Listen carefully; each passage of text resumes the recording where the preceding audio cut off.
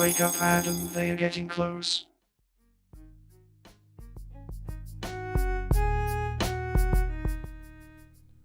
All right, let's get right into it. Biden clears the way for Ukraine to get the F-16 fighter jets. Didn't see this one coming. Sarcasm. We've actually been talking about this for weeks. We've actually talked about this for months. Essentially, right when they mentioned jets, we knew that this was going to happen. These are fourth-generation fighters, and the U.S. will support in international efforts to train UKR pilots on F-16 fighter jets. A senior administration official confirmed to the Messenger a shift in policy that will clear the way for F-16s and other aircraft to be sent to UKR. President JB announced the change to other world leaders at Friday's G7 summit in Japan, Politico reported. It says the official told the Messenger that Biden's announcement does not mean that the U.S. will send its own F-16s to UKR, but several European countries have F-16s in their arsenals, and the shift in policy effectively creates a roadmap for the delivery of F-16s. So even if it's not ours, it's probably going to be somebody else's, and then we get to ship out our brand new ones, and they get brand new F-35s or some other sort of advanced jet. This is, I mean, it's so stupid how literally predictable this thing is. So we'll talk about this and much, much more on tonight's episode of Marfoogle TV. Today is a live call-in show, so remember, you can call in at 224-400-MARF right after we bring in Dex. We'll be right back right after this.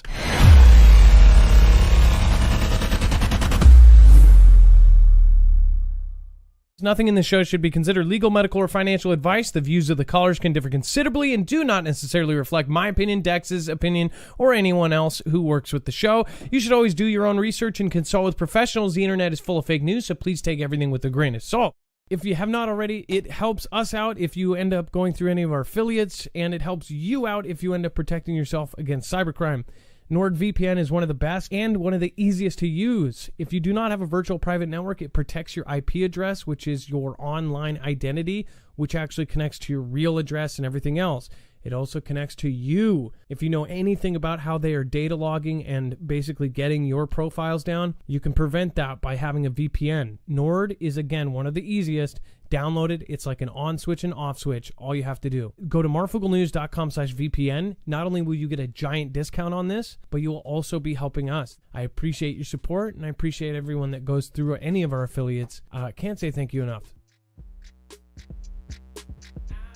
Asteroids gonna destroy everything that once brought you joy. In the news, an asteroid's gonna destroy everything that once brought you joy. In the news.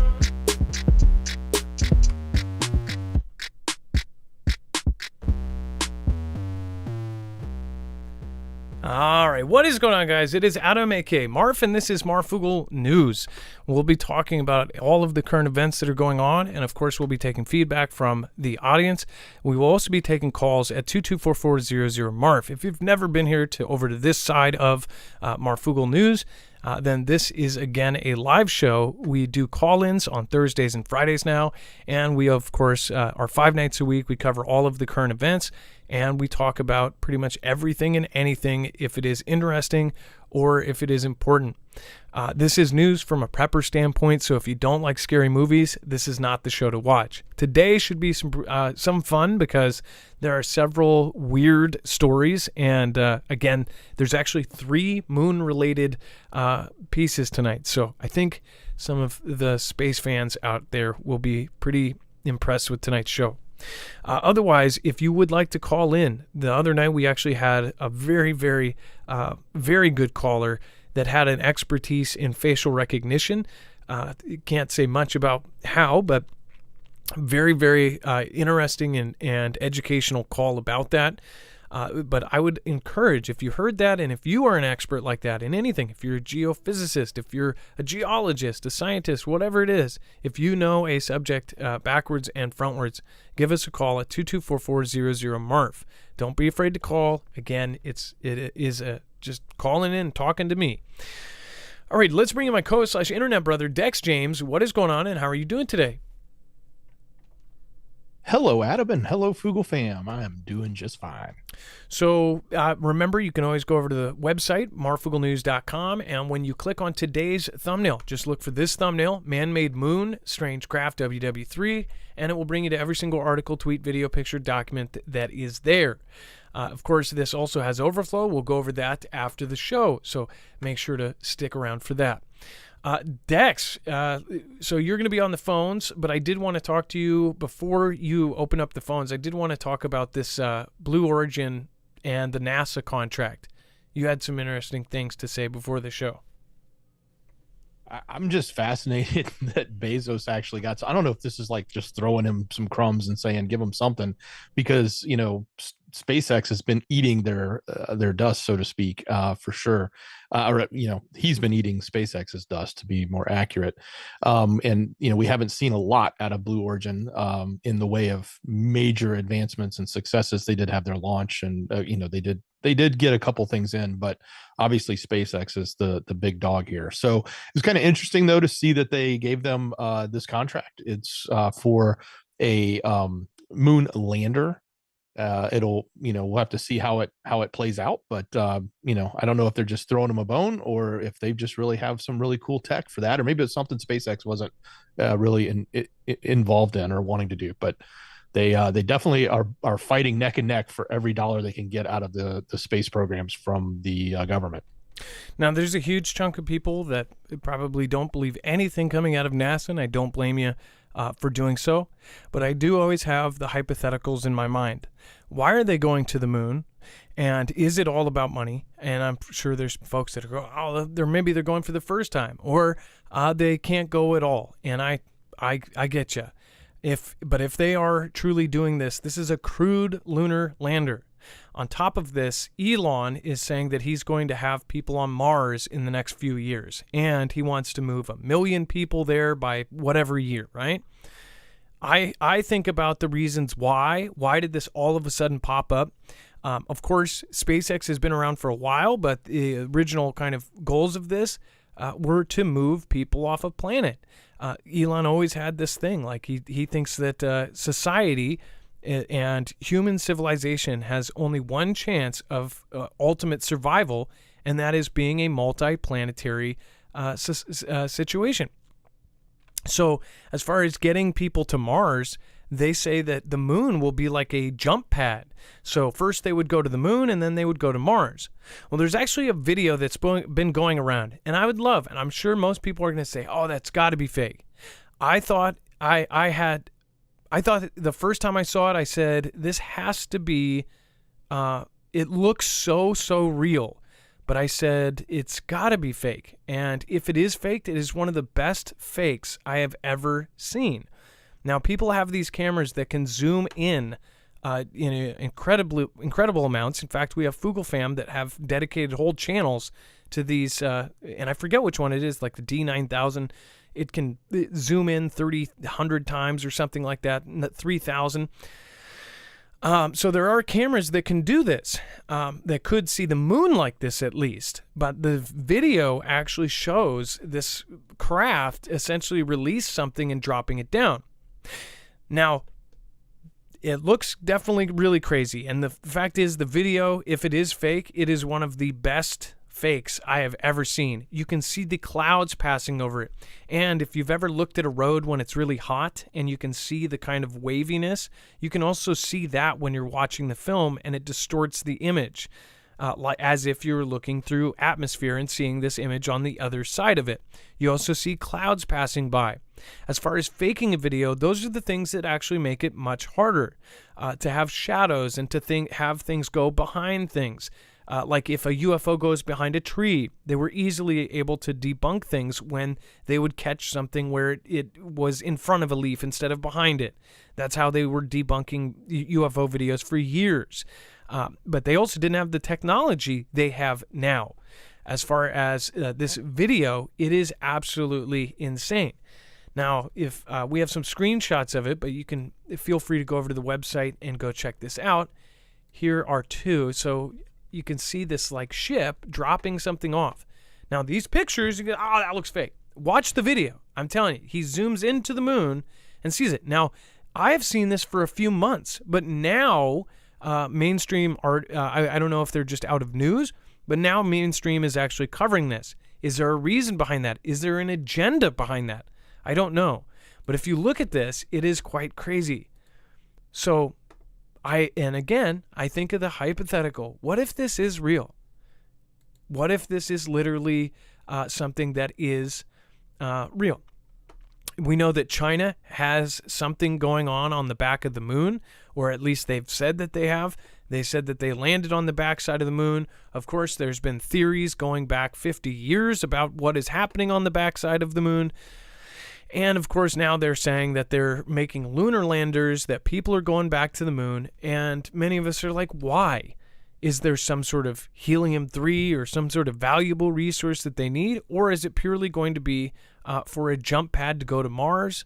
Is there going to be some sort of valuable, mineral there? What do you guys think? Let me know in the comments down below.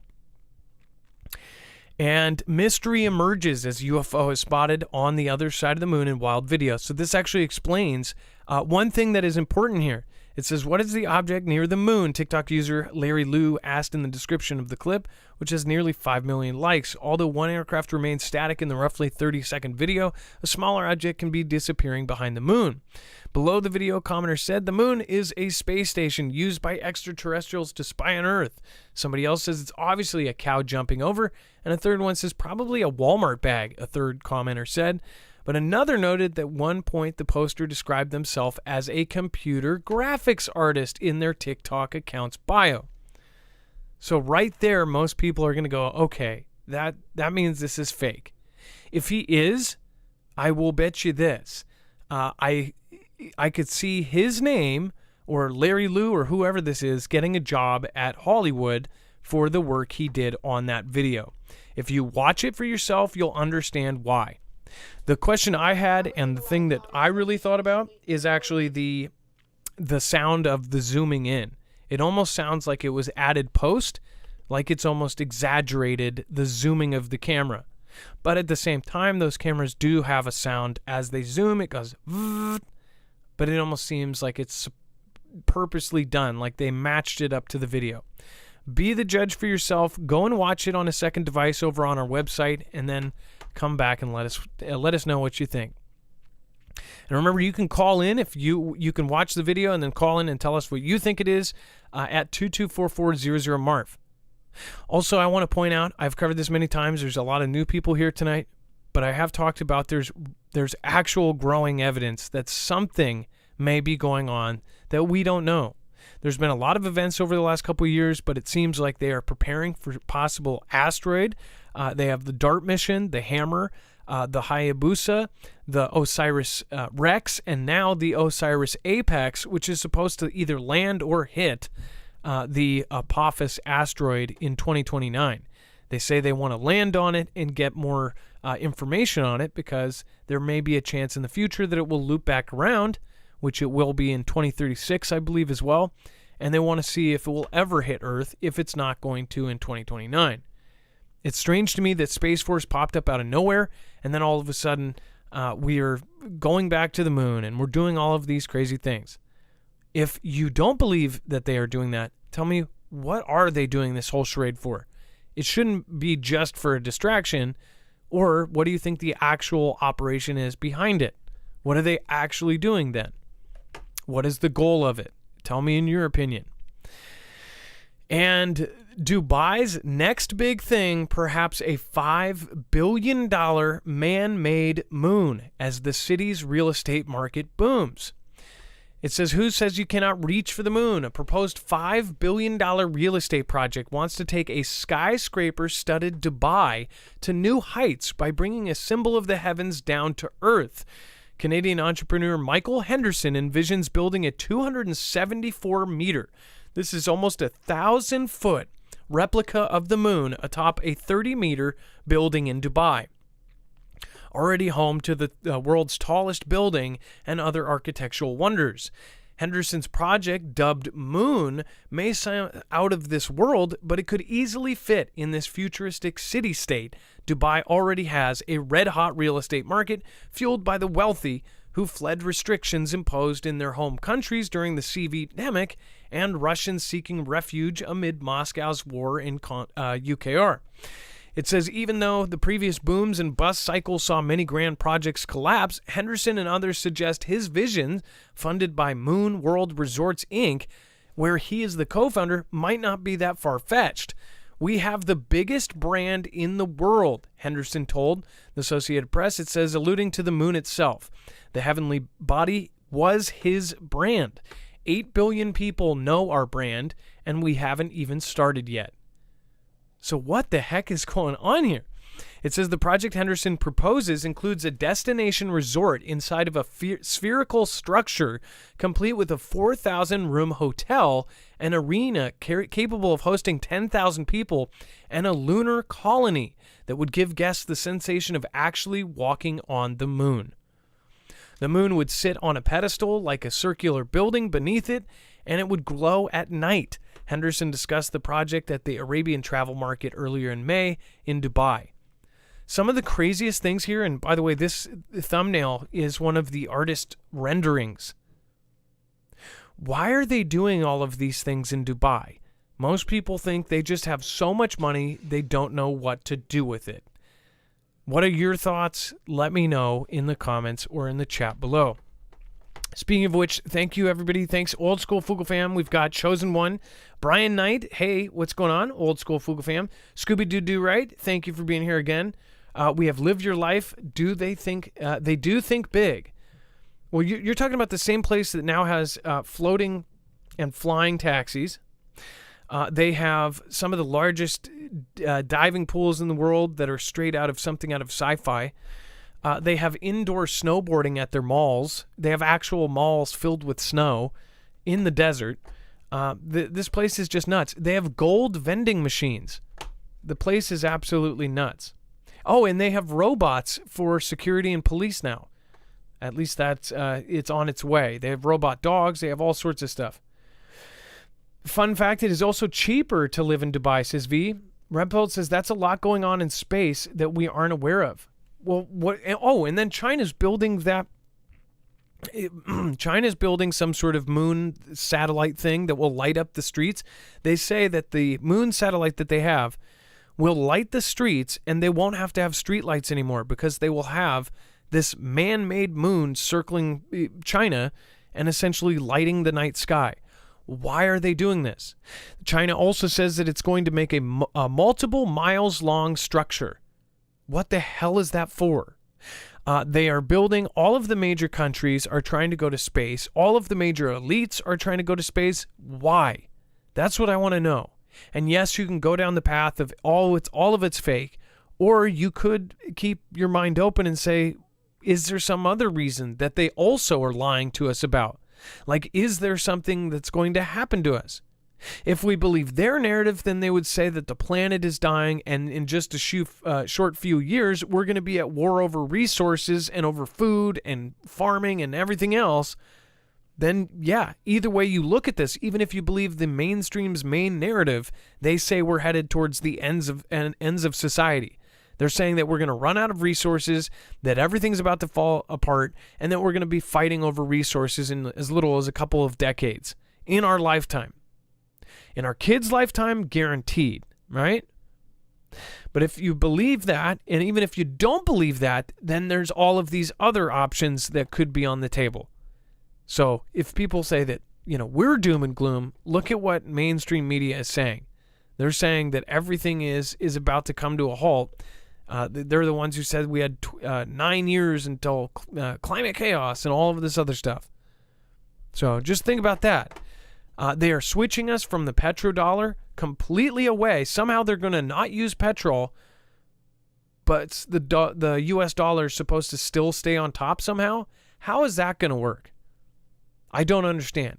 If our U.S. dollar is at the top of the world and it's based on petrol, it's the petrodollar, and right now Saudi Arabia won't even answer our president's calls and are giving red carpet service to China and to Xi Jinping, while meanwhile doing deals with them, and they're still going to use their oil, and they're still going to be doing their oil thing.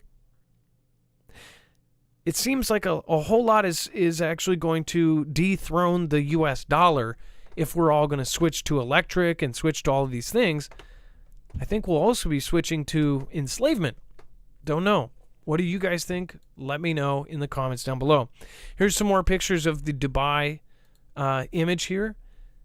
Now, by the way, what is over there already, that is already in existence, that island thing. And I don't know if they're saying that they'll do something else like this, but they already have a resort of floating hotel rooms that are on their own little islands.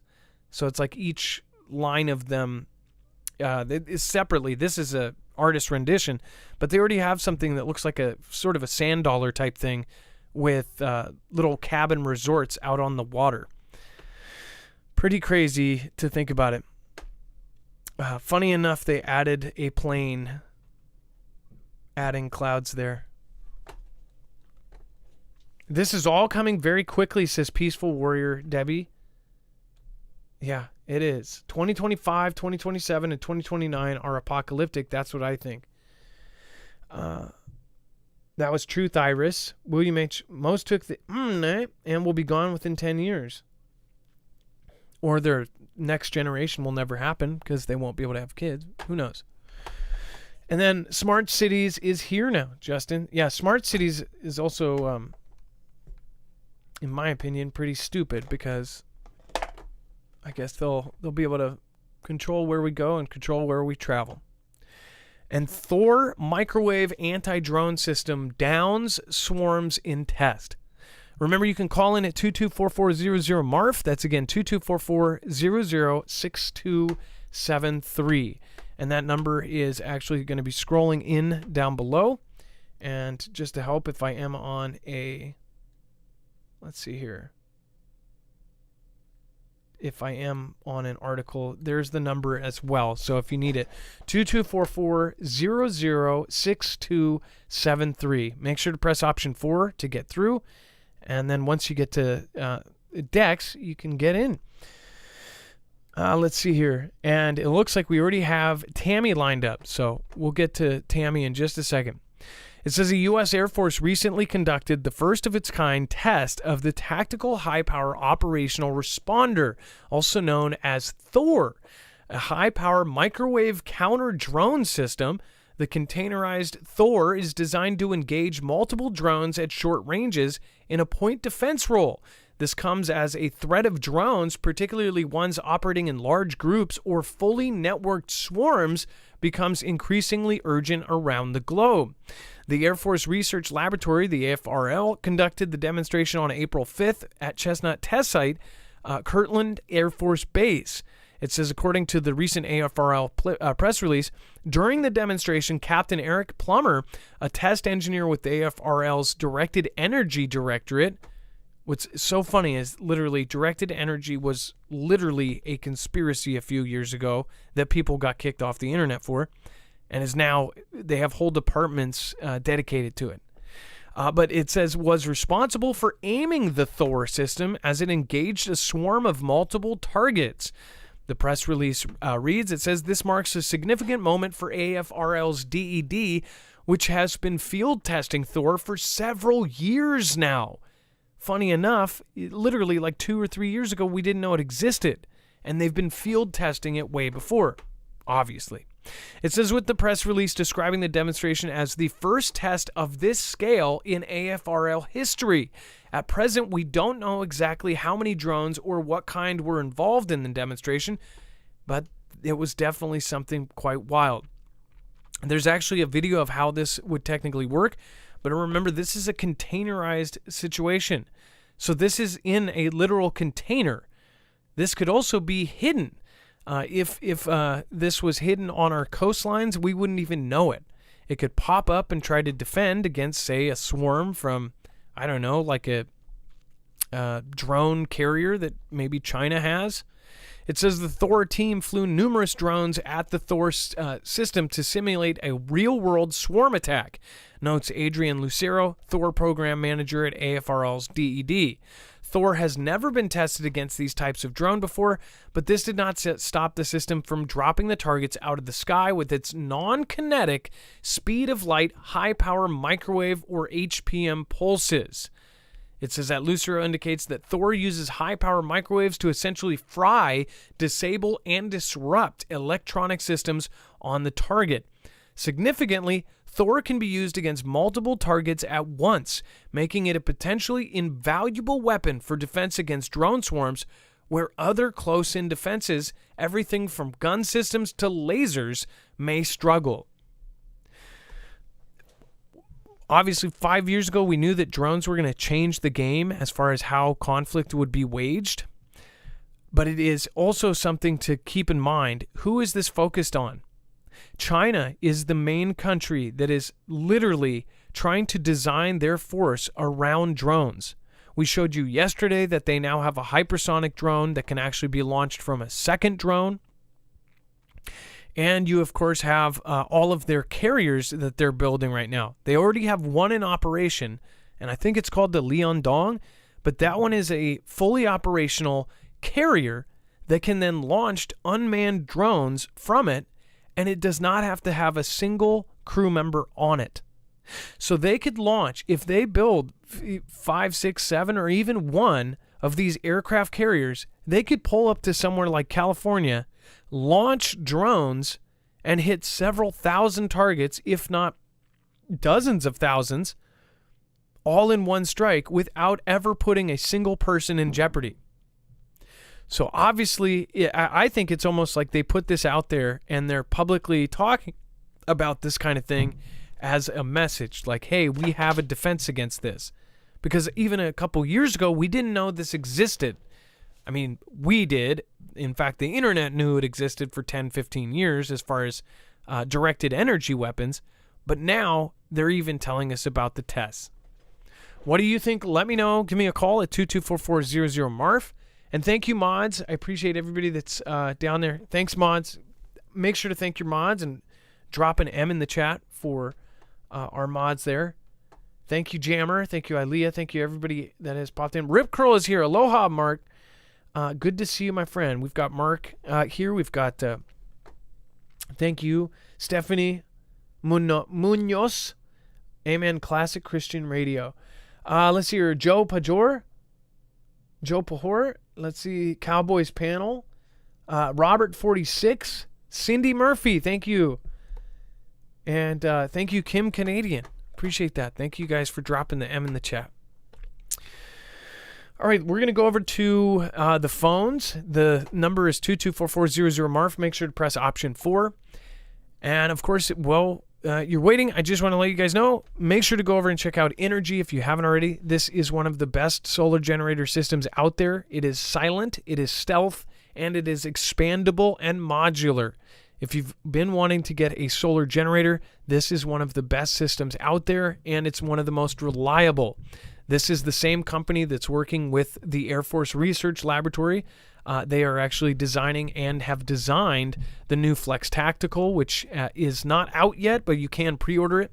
That is the new one that was actually directly made with the help from the military. So that one is actually able to basically survive in Arctic temperatures, and it's dust proof, it's water resistant, it's got all sorts of awesome features there. But if you do want to get the Tactical Vol Tactical, you can go for that one. For most, I definitely recommend the Flex 1500. That's their flagship system. Again, it is expandable, and it is one of the coolest systems as far as the smallest footprint. It doesn't have any external cords going from battery to battery to battery like some of its competitors, and it can be altered as far as you can add a UPS mod. So it's an uninterrupted power supply. You can add a supercharger mod so it can triple the input. There's all sorts of great ways that you can use it, from throwing it into your truck to just to keeping a whole house system that you could build an entire battery wall out of. So go to marfugglenews.com/energy. This will save lives in the event of a disaster. Again, make sure to go over and also check out the EMP Shield mod as well. You can actually get an EMP Shield designed directly for the Flex. So make sure to go check that as well. marfugglenews.com/energy. Make sure to use the code Marfoogle, because without, you won't be able to get that discount. All right, and then do we have Tammy, first-time caller from New York? Hey, Marfoogle. How's it going? Hey, Tammy. So nice to hear you. And then let's see. You wanted to talk about sightings. Is that right? Yeah, I do. I first want to give a big thanks to Ilea because I contacted her a long time ago. I've been a long time listener, and we had a nice chat about like what you do for for the world, because I know you're kind of not a donkey side of a kind of person, but you pull people together, and I appreciate what you do for everybody. So I like to be involved in all different things, and I just really appreciate you guys. Well, I don't buy into the left-right paradigm thing, and I think that we should all be able to talk about our political beliefs without choking each other. They've literally trained people so they cannot be in the same room with somebody who has an opposite political belief. And that's crazy to me. That's not how I grew up. Yeah. But yeah. No, me neither. I didn't. Yep. Yeah, I'm also from Seattle, so I really appreciate hearing from somebody from the Pacific Northwest. So that's wonderful. So today I just wanted to talk about the sightings that we've been having, and the uptick, and it just seems, especially in the last couple of weeks, and I noticed that.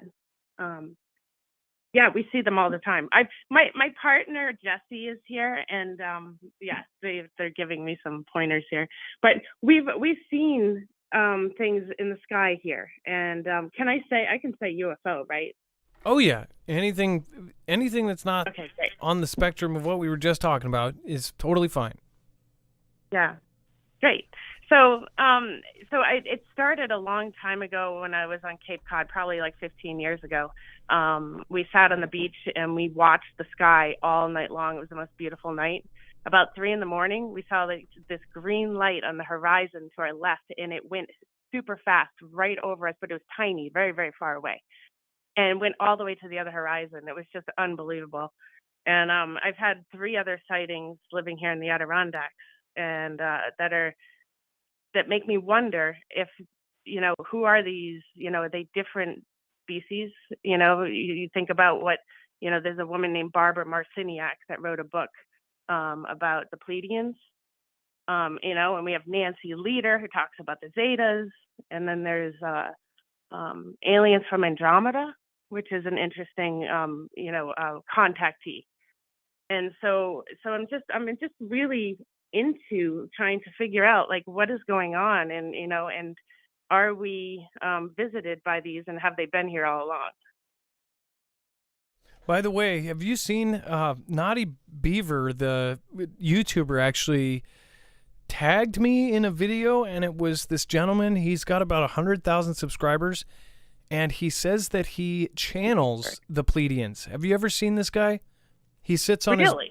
I have not heard of him. I'm going to look him up. I just wrote it down. I will find out the name. He lays on a bed with a cover, and he talks in this crazy deep voice, and he channels what the Pleiadians are saying. And I found it wild to be at first, but it is definitely something that you may be interested in. I thought it was a very interesting channel, to say the least. Every episode, basically it's him channeling the Pleiadians, and it's most unique channel I've ever seen on YouTube. So I'll have to share that link. I'm definitely. But yeah, it's interesting. Go ahead. It reminds me of the sleeping prophet. I'm pulling a blank on his name. The guy who used to lay on his couch and heal people with some other voice used to come through him, and he would know exactly what to tell his patients, and they would heal themselves. Why am I pulling a blank on the man's name? Hey, help me out, Jesse. So I can't believe I'm online. Edgar Casey. So I don't know. Edgar Casey. Edgar Casey. Thank you. That's the name. And he had some power. Somebody above that was telling him, what to say, and he connected a lot of it to Jesus, but to people who aren't followers of Jesus, makes you think that maybe it was an alien species instead. Well, as far as I've never, I don't know. I've heard of the name Edgar Casey. It's is definitely some of the most interesting videos I've watched as far as the folks that are channeling things. But yeah, well, as far as like the sightings, what do you think that some of it may be, you know, military stuff as well? Do you think that a lot of people are seeing military? For sure.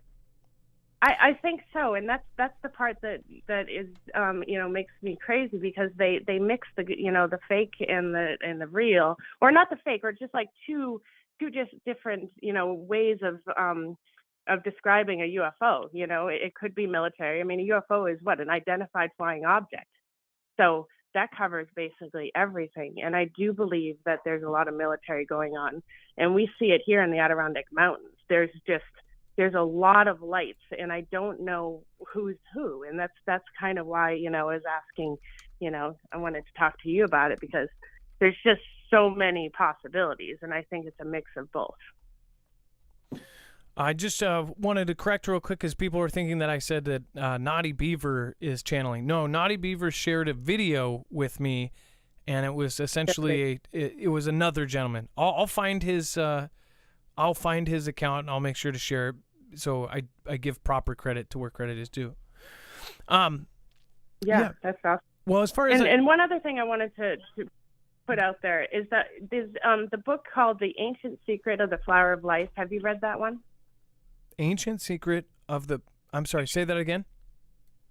Flower of Life, The Ancient Secret of the Flower of Life. And it talks a lot about, you know, UFOs and aliens and other beings. And it pulls together religion as well. And it's the closest thing, you know, it just has a lot of truth in it. And it's really worth reading. It was one of the most, was the top 10 books, most incredible books in the world. It was on the list. After my husband died, I went ahead and, you know, looked up some really interesting things to read. And that was something that was recommended to me. And when I read it, it was like it brought together so many different things, like all the things that we wonder about, you know, connected with religion and science, and, you know, like the pyramids, aliens. It's worth a read if you and your followers, or our followers here, should, you know, look at it. You can buy it on eBay used for about $12. So. Well, Tammy, I don't know. Tammy, I don't have much time. I wish I could read more. I used to read probably a book a week before my kids, but it's just I work and then get home and take care of the kids. So, but yeah. Well, if you listen to audio books, I think it's on PDF. If you look it up on Google or something, you can find it. Jesse, do you want to add anything to this? I mean, we've just definitely seen a real uptick. I want you to say hello to Jesse. Hold on. Hi, Jesse. Hello there, Mark. Hey, Jesse. What's going on? We've definitely seen an uptick in the number of strange lights that we see in the sky up here. There's commonly been one above the one local mountain range that's just a twinkling light that moves up and down. But I myself have seen in recent months more and more just, you know, a red dot in the sky that suddenly just leaves a line of light as it takes off. Strange things that just move back and forth side to side in the sky. And it's not like we're sitting up here with neighbors running drones all over the place or anything like that. We're very isolated. And other than that, the other thing that we've noticed is every time we get an overcast day, heavy military jets go overhead where you can't see them, but you can hear them. You can feel the house and the trees rumble and know that they're flying over, but they're making an effort to move something overhead where people aren't able to identify what the aircraft is that's carrying these things. So what my partner was saying, I don't know if those things are related, but I can definitely say I have seen more strange UFOs in the sky and noticed that more and more every time we get any kind of inclement weather, there's jets all over the place right up until it clears. And as soon as that you can see, everything's A-okay in the sky, not a jet to be seen. I still see them though. You know what's I still see them. I'm outside more. do you ever see the Yeah, go ahead. lights that they'll move, and it's like the second you see them, they'll stop. And I know most people will say, oh, well, or if you stare at something long enough, it looks like it's moving. Some of that is like where you have stigmatism. If you stare at something, it will look like it's moving. But have you ever seen legitimately something moving and it feels like they know you look at it? Yeah. It's like you look right at it and then it stops. Like a satellite that, and then I might have. I feel like I have. I feel like I definitely have, but I don't want to. I'm a wicked skeptic, so I'm going to say I'm not sure. But I can tell you that there's a light that looks like a star, and you just brace yourself and you watch, and it's just bobbing around and doing stuff and doing circles, you know. But then again, is that a drone? You know, so it's hard to say. I'm saying for sure that red dot I saw a few months ago that just left a line of light across the sky and was gone. That definitely, I looked up and had just enough time to go, oh my God, there's something there. And then it left a crack of light across the sky.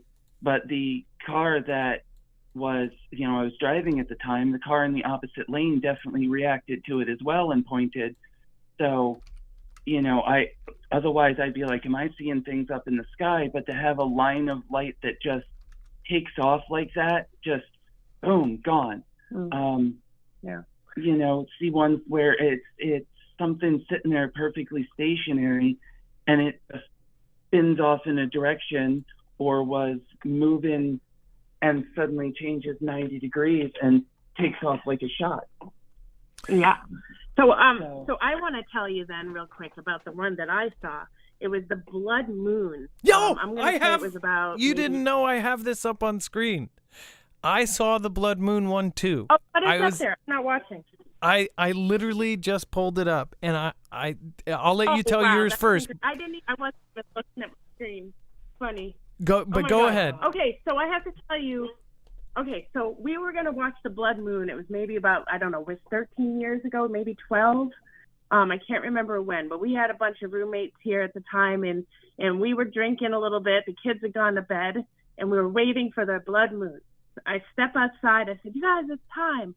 And suddenly it was that full eclipse, and there were flashing lights all over the place, like there were UFOs taking photos of the blood moon. It was incredible. And I screamed. I pointed up at the sky, and I said, you guys, it's there. Where's it at? And I was freaking out. And everybody looked up and saw it, and even the kids had gotten up at that point, and they're outside rubbing their eyes looking up at the sky. And I was just like, the hair on the back of my neck was straight up, and I'm like, everybody saw it. I was so happy that finally someone else saw it besides me. And so the next morning I asked everybody about it individually as I saw them, and nobody really wanted to talk about it. They were just kind of like, yeah, whatever.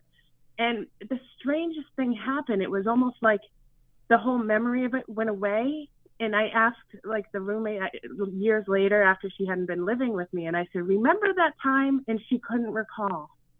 And I found that very bizarre, that I don't know why people couldn't remember that, but we were all there. And little by little, everybody doesn't want to talk about it, and they forget about it. But it was incredible. It was, I wish I had it on video. Can I ask which one was this?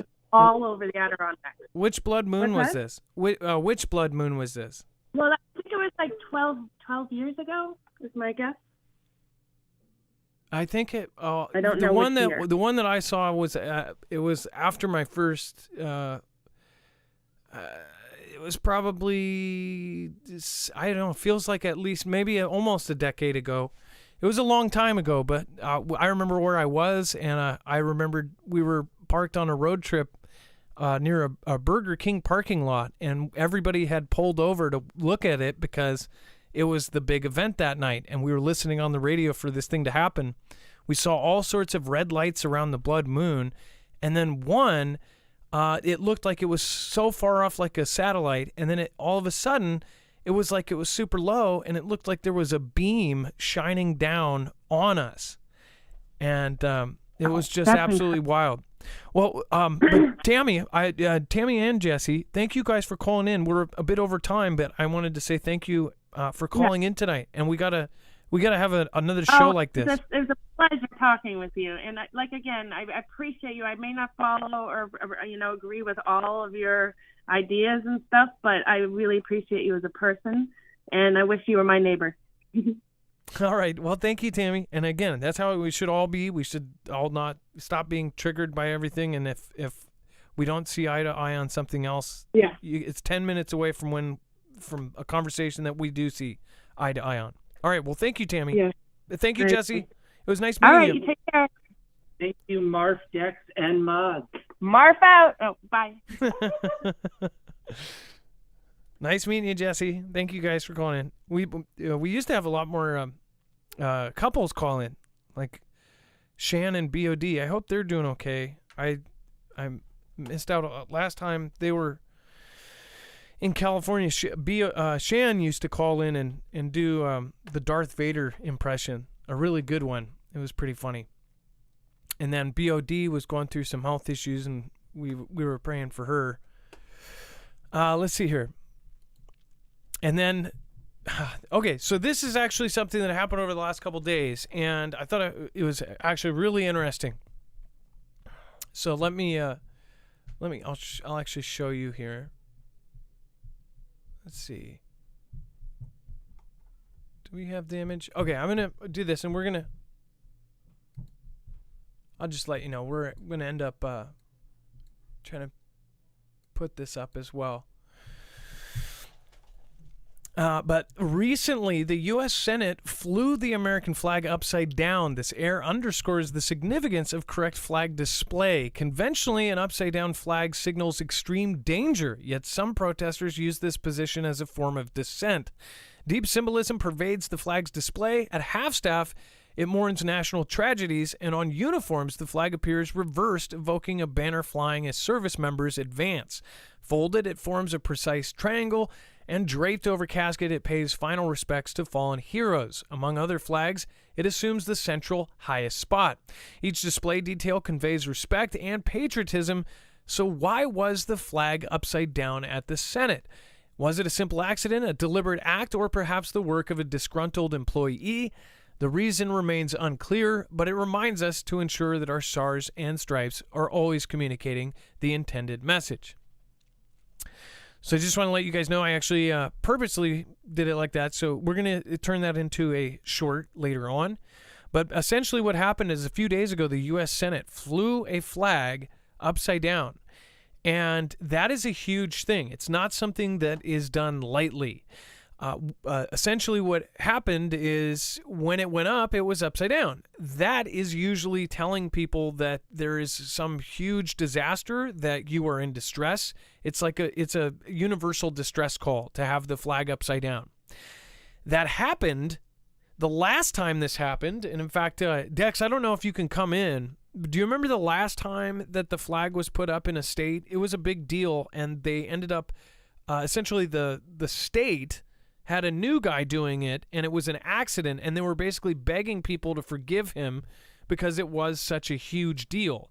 This one kind of went under the radar, and it makes you think, like, did somebody just tell us some sort of signal, or is either somebody, because now they've turned it into a thing, if they are anti-abortion, then they started doing that during the whole Supreme Court decision thing. They were putting the flag upside down. That was their way of protesting, which obviously it means something way serious, so that's not a good thing.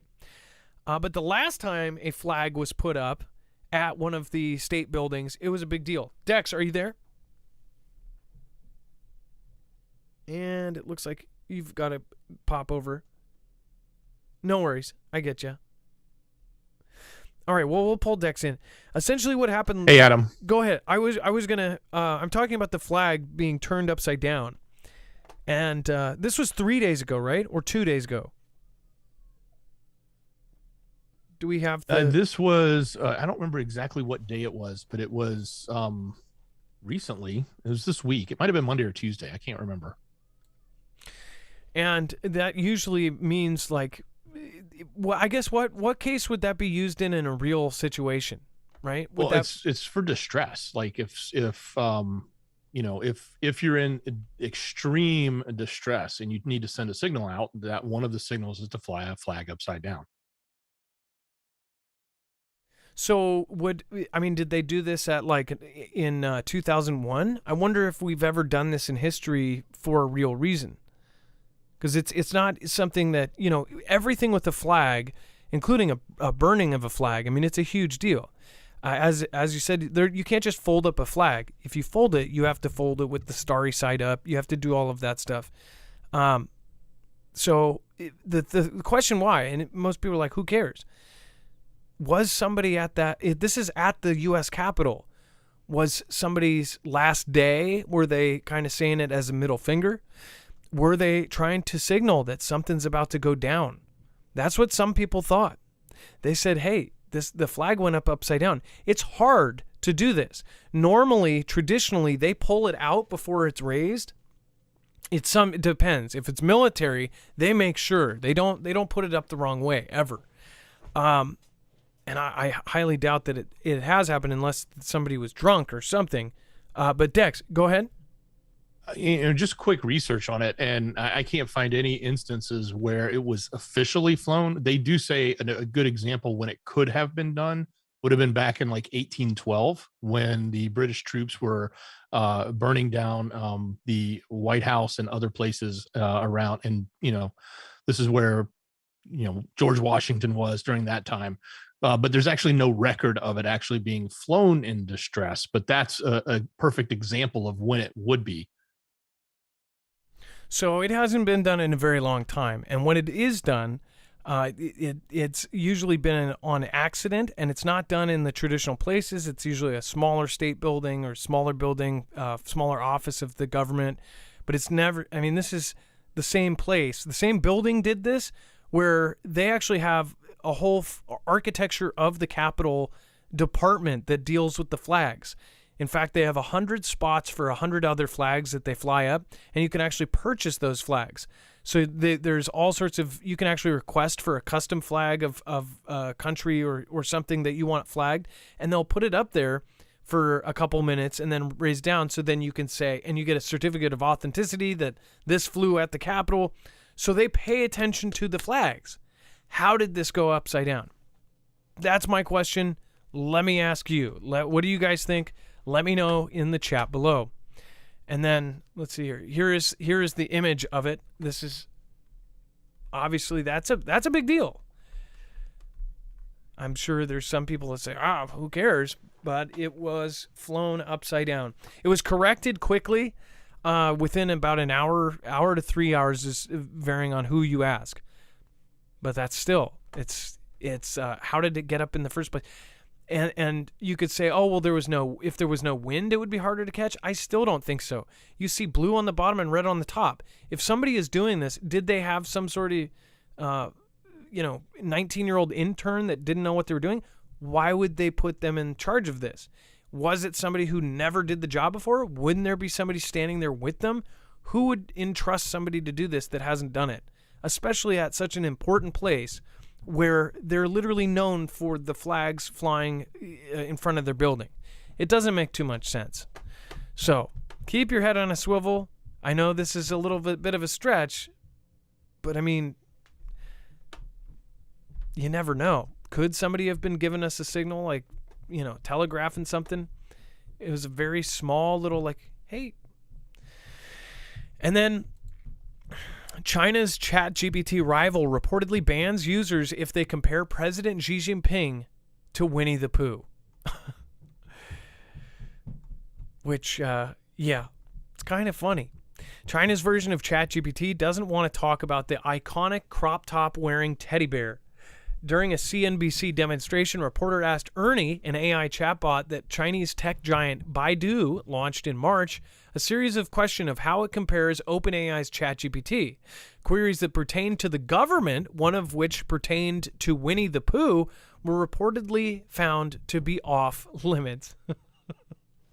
So Xi does not want to be compared to Winnie. Just have to say, probably one of the funniest things ever. When a reporter asked Ernie, what is the relationship between President Xi Jinping and Winnie the Pooh, the chatbot allegedly responded with, user has been banned.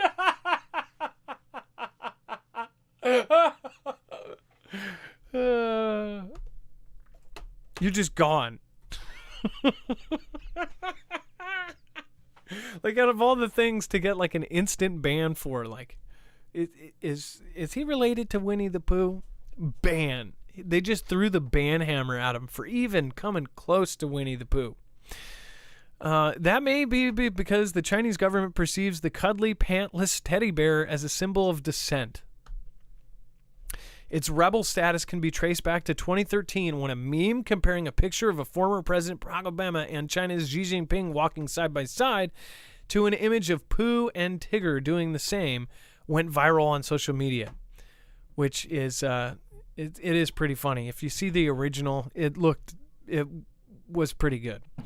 But that also shows you how powerful memes are. Memes, there's a reason why they changed their algorithms so they could actually read words on pictures.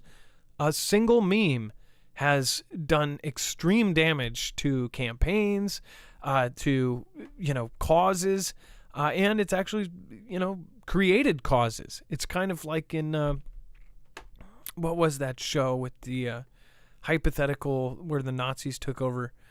Gosh, now I forgot the name of it. But essentially the rising sun or a symbol that, the rebels would paint on something in any kind of fictional story to represent their cause, right? Or the shining light in The Last of Us or something like that. Probably got both. I got both of those wrong, I think, but you guys get the gist of it. That is pretty funny though. And then Sally Rains, thank you for being over on D-Live. Scooby-Doo Right, thank you over on D-Live as well. Thank you, and thank you. Thank you, Lori Oder and Nettle, for the super thanks on the last show there. And then Joseph Newhouse, thank you for the support yesterday. Sherry Staley Floyd, thank you for the super sticker. The USN has been seeing these things off of the coast of SoCal far before 2004. There was a ton of censored data, a lot of info not released to the public. I gave up trying to convince people this is real, says Eric Parlin. The U.S. Navy has been seeing these things off of the coast of SoCal before 2004. So a ton of sensor data. Eric Paulin, if you want to call in at some point, call in with the data and show us, send us a packet we can show people. And then next exit, Earth is two worlds in one with dimensions around it, my opinion. Next exit, well, thank you for the support. And I guess, so I would love to see, I don't know, maybe you could draw what you mean by that. I'd love to see a visual on that. David Owens, thank you. Carol, love you and love y'all what you do. Well, thank you. And Pat W., thank you for the back-to-back super stickers. I appreciate that as well. Amanda Baker, thank you guys for getting a Marfia badge. King's Child, thank you for also grabbing a Marfia badge. Baby Guns 519, thank you for joining the Marfia family. Jennifer, thank you. Jessica Mathis, now I've got that song stuck in my head. Jessica Mathis. Liz Smith, Kelly Ann Susie, I think I said that right, Susie, and Trying to Overstand. That's awesome. Thank you for grabbing the Marfia badge. Jay Root yesterday, Arizona Raven, Nana of Montana, Bible Talk 777, Able Body, and 5150 Prepper. Thank you guys for joining the Marfia yesterday. And let's see here. Was this the week that UKR turned the tide in the conflict with Russia? Now, there's multiple narratives right here, but the one we're worried about is that really if either one of them are right, UKR, if they are winning this conflict, and if Russia is truly losing, then that could be running us into a disaster, and maybe this whole disaster that's coming is planned. I don't know. But one thing they are saying right now is that the possible tides have been turned. I don't see how, if you know the truth about the numbers and what is happening. And again, it's hard to really see the truth, but most people have common sense of what's happening right now. It says there seemed to be this week to be a palpable shift in the winds of conflict favoring UKR as it contemplates what could well be the pivotal battle in its existential struggle against Russian President Vladimir Putin's downtrodden but not yet defeated invasion army. It says several propitious developments helped bolster the perception that, however fickle, for now at least, fortune seems to be favoring the brave UKR defenders.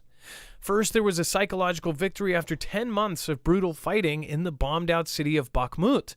UKR fighters pulled off a surprise counterattack that routed Russian forces, taking as many lives as 500 enemy troops and triggering a series of video tantrums from Wagner mercenary leader Yevgeny Prigozhin. It says, who in one post said that he thought UKR's long-awaited counteroffensive was in full swing, and another warned that Russia's front lines in Bakhmut were collapsing. The rants aimed at Russian Defense Minister Sergei Shoigu and Chief of General Staff Valery Gerasimov, the overall commander of Russian forces, resulted in the hurried dispatch of reinforcements and additional artillery ammunition to shore up Russian positions, but also revealed a leadership structure riven with deep divisions and lacking unity of command. Now, there's a good chunk of you that say propaganda. All of everything coming out right now is propaganda. You're 99.9% right. As far as Bakhmut, it's my personal opinion that Russia has not used all of its crazy, insane stuff yet. They have tried to use conscripts and things off the street before ever using a trained soldier. They have not put their jets or anything into UKR. In fact, the recent story now is that they got taken down inside of Russia, which I believe because I don't think they're even going into UKR yet, which as of a month ago, they weren't. They hadn't even crossed the border with any of their newest generation jets. They had kept their T-90 and all of their newer tanks back while sending in 40-year-old tanks. The tanks that they, took and acquired, all of the stats say that, we took 40 tanks and we acquired 40 tanks, but they were 40-year-old, 50-year-old tanks. Some of them were World War II relics that they took from Russia. So it says to me that Russia is saving the majority of its power for something in the future. I think it is for a WW3 scenario. What do you guys think it is? I personally, in my opinion, I know it is. And that's from who I have spoken to. But I don't expect everybody to go along with what I think. What do you guys think? Let me know in the comments down below. And then UKR uses US-made Patriot missile system to shoot down Putin jet inside Russia in shock escalation. Now, we talked about this over on the previous show, and I actually have a couple pictures here just to show you. This is an image of what they say was a jet taken down in Russia. Most people understand how serious this is. If this did happen, this could mean a giant escalation. But of course, Russia probably knows that. And maybe they are trying not to escalate because they are scared of an actual World War III, or maybe they're being the responsible ones, or it really happened as they said it. Russia said that these were accidents and was actually taken down by some of their systems. Who do people believe right now? You don't know. But either way, if UKR is winning, then Russia will end up responding against NATO. And they've made it pretty clear that they will. And the way they would respond, I believe, will be a cyber event. And it will be hitting us in NATO, not them in UKR. Because they've already knocked out most of the grid in UKR. What more are they going to do on the cyber front to them other than hack their devices, which they've already done as well? They are saying it is their view that they are essentially fighting NATO infrastructure. And it is essentially true because all of the gear and troops and everything else, a lot of people from, a lot of gear from NATO and questionably even troops from NATO now that we've had several U.S. and European specialists die on the front. You go, are they volunteers or are they there for a purpose or a reason? So again, this is something that we don't know what half is right here, but it says a Russian jet and other aircraft shot down on their own soil were reportedly struck by Ukraine's powerful Patriot missile system. I like how they say UKR's powerful Patriot system. Putin's Air Force is said to have suffered one of its worst days since the conflict began, and UKR appeared to amp up its offensive.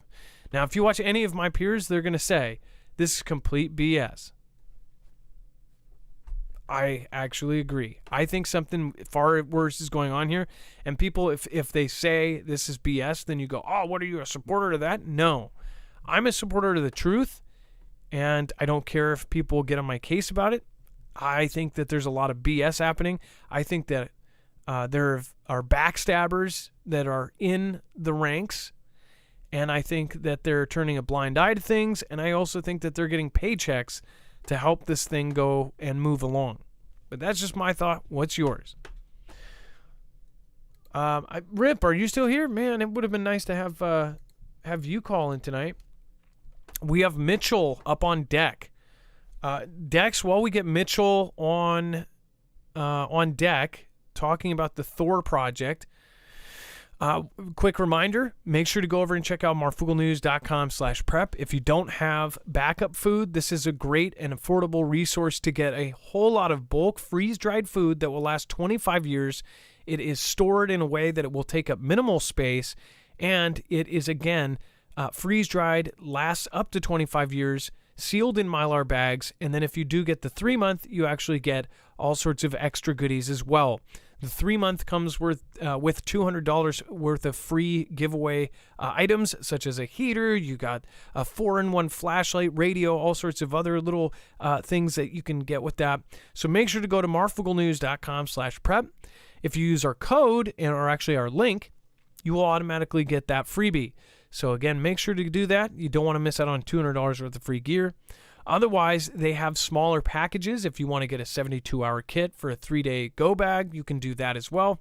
Freeze-dried is definitely a really great way to go because it will last over 2 decades and it will keep most of its flavor.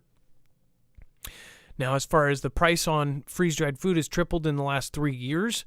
So if you don't want to pay exorbitant prices, this is something that you definitely want to get yesterday rather than tomorrow. That's marfooglenews.com/prep. And thank you. It also goes to help support our independent channel. We are independent. We don't have a multi-channel network. We have you guys. So thank you. All right, let's get Mitchell on the phone. Mitchell, you're live on Marfoogle News. Can you hear me? Yes, we can. What's going on, Mitchell? Yeah. All right. Oh, I'm not really wanting to talk about the Thor project per se. When I was talking to Dex, that was the subject, and now we've moved on. So, no, in general, all the things that we're seeing, it keeps on bringing up Luke 21 and Matthew 24. Everything that we're seeing, the conflicts and rumors of conflicts, earthquakes in diverse places, all the changes that are happening. I mean, right now as we speak, we just had a monstrous hailstorm down here in Texas, one like I haven't seen. And here it comes. It's starting to rain right now. I'm probably about to go through it again. But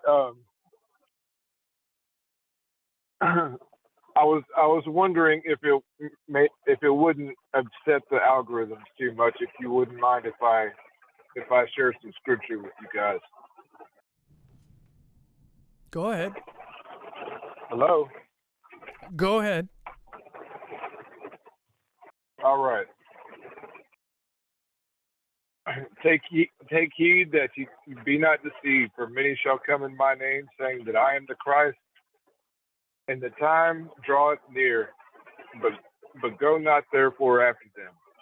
But when you shall hear of wars and commotions, and be not terrified, for these things must first come to pass, but the end is not here. I'm gonna skip through a little bit of this because it's a little bit lengthy, but the end game is that, you know, we're going to see signs we've seen signs in the heavens. You know, we've seen the blood moons, all these things that we've been talking about. But you know, the end game is look up, for your redemption draws near. We are not given a spirit of fear, but of love and power and a sound mind. So all of these things that we're hearing about are leading us in the direction of fear.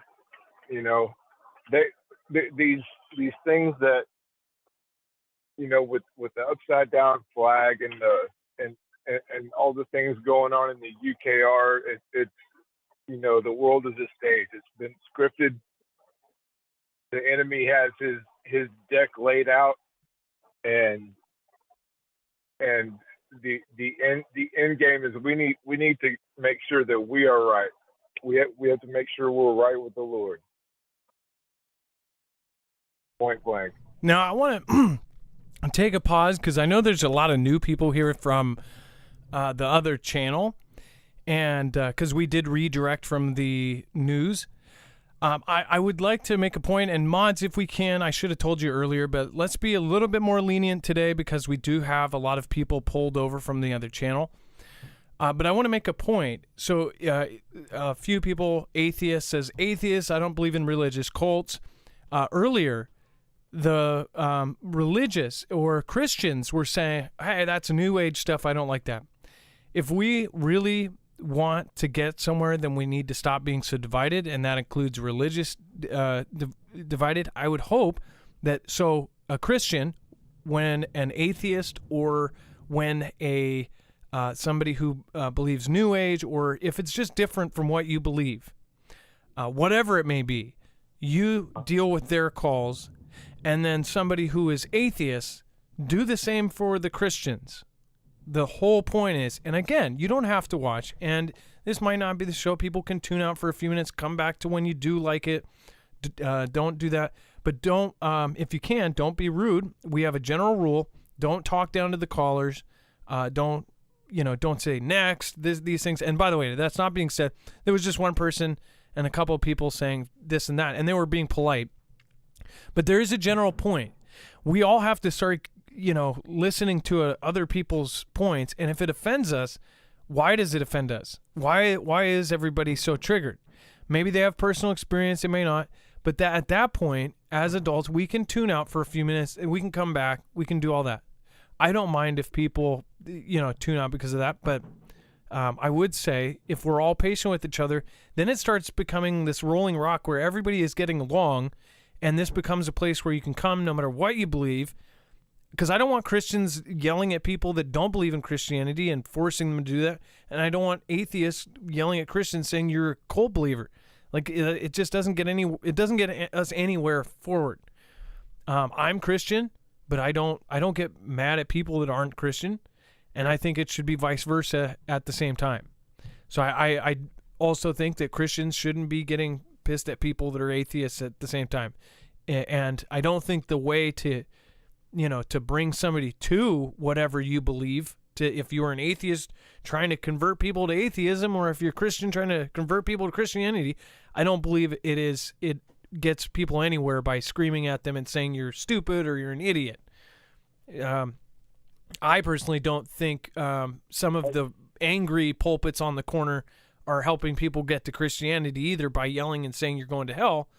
At the same time, I don't think people that say you're an idiot for believing in a religious cult or this or that, because I do see also the angles that mainstream media and this new cultural shift, including stuff that is being pushed from outside of our country, places that are generally even Christian countries that are pushing negative things on us to not be Christian, Because if you do lose all moral compass, then things start flying out the window. The society starts breaking down when everyone doesn't have any kind of compass. So even if you were an atheist, I think that some of the religions have a basic use, if you were to look at it from a technical standpoint of keeping things held together. There's studies to back that up too, as far as keeping that together. But go ahead. Can I just say I didn't mean to come across like a religious bigot, because I'm not. Oh, I've actually been. It's just anything. If you do a Bible verse, it would have done that. It's just in general. The only reason I said something tonight is because we brought all these people over from news. So I apologize to interrupt, but it is an announcement that I had to make. Go ahead. No, that's perfect. That's perfect. I'm glad you kept me in line there, because I've been on the other side.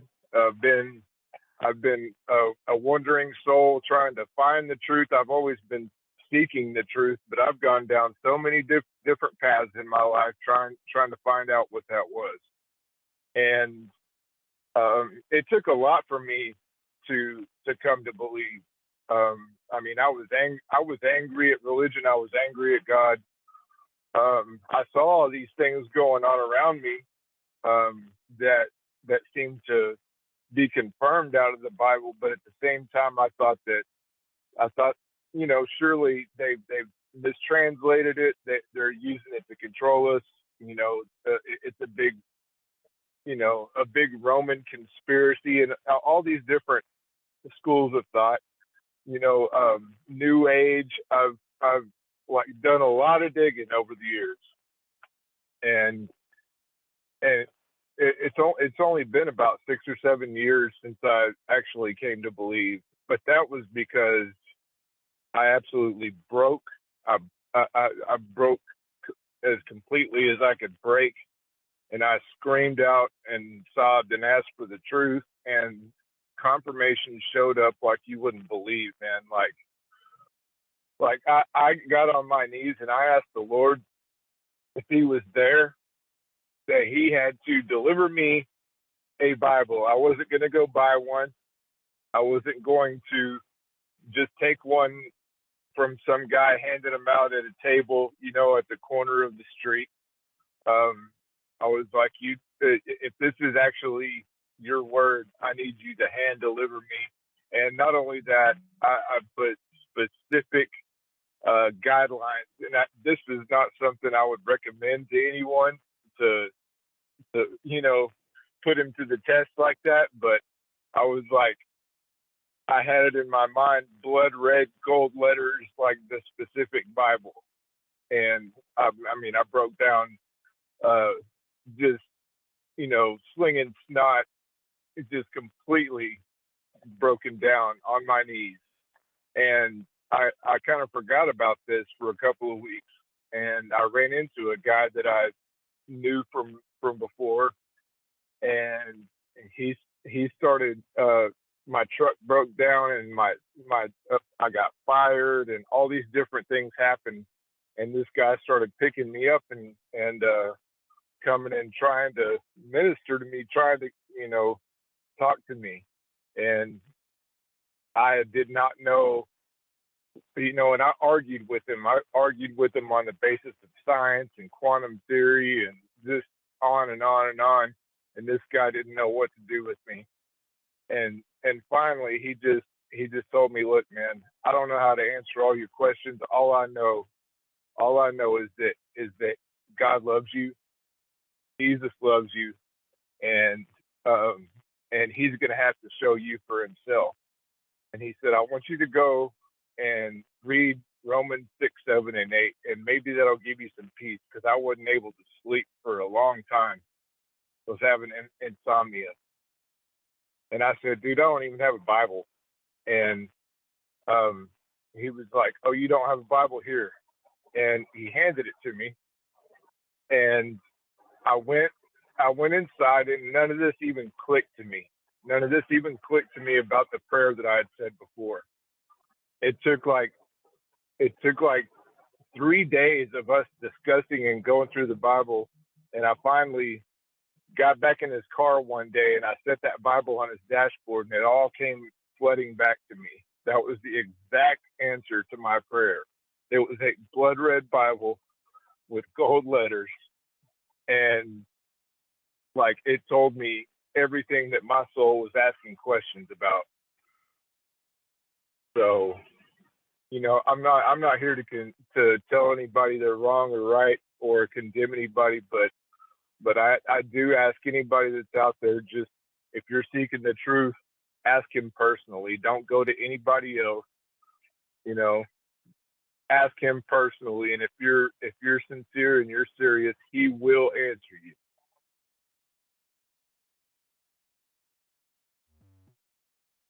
Are you there? Yes, I'm still here. I didn't want to interrupt. I accidentally hit the wrong bar, and I didn't want the background sound. Well, as far as I think everybody needs to be more understanding and have an open mind and have more conversation, have more patience, be able to listen through other folks and their beliefs and everything else. That's a pretty crazy story. As far as I knew, it was kind of like he's gonna get a Bible with a blood red Bible with gold lettering. It was kind of like the next scene of the movie. That's pretty wild. Right. And well, that's, sir, yeah, that's no lie. I believe you. Stuff like that's happened to me too. But again, I think we all need to have more patience with each other and have more love towards each other and stop being so divided. Same with politics too. People, if they're liberal, they hate the other half. If they're conservative, they hate the other half. I have those days too where I'm just like, I can't believe they believe in something like this, or why are they silencing people? Why are they canceling people? Why is freedom of speech even a question? So yeah, I get you. We are out of time though. We've still got some stuff. Right. We still have a caller behind you, but I did want to say thank you so much for calling in. Can I say one more thing real quick? Yes, go ahead. If the truth is truth at all, if we're all searching for the truth, then the truth has to be absolute. There has to be a source of the truth. The truth has to have a source. So I'm not here to try to tell anybody they're wrong or criticize anyone else's beliefs, because I probably believe them as well, you know, at some point. But there is a truth, and if you actually are seeking the truth instead of your own personal motives, then that truth will reveal himself to you.